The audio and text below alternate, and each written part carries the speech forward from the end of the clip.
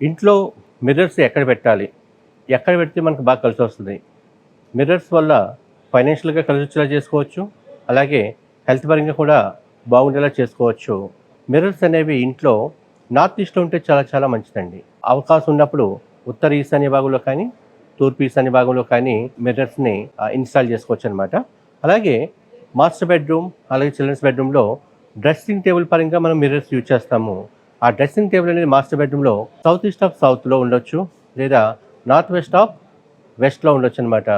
So, దక్షిణాగ్నేయంలో గానీ, లేదా పడమర వాయువులో గానీ ఈ డ్రెస్సింగ్ టేబుల్ ఏర్పాటు చేసుకోవచ్చు.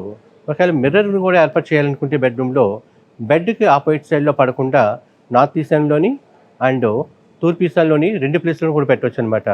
సో, వాస్తు పరంగా పెట్టేదైతే టోటల్ ఇంటికి గానీ, అపార్ట్మెంట్‌కి కానీ నార్త్ ఈస్ట్ కార్నర్‌లో ఈస్ట్ వాల్‌కి కానీ, నార్త్ వాల్ గనుక పెడితే గనక చాలా చాలా మంచిదనమాటండి.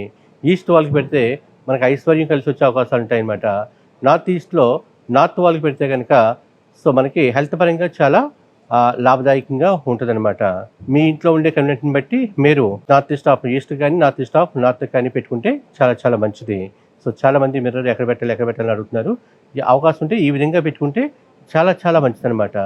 సో, దీన్ని అందరూ గమనించగలరు. Thank you so much.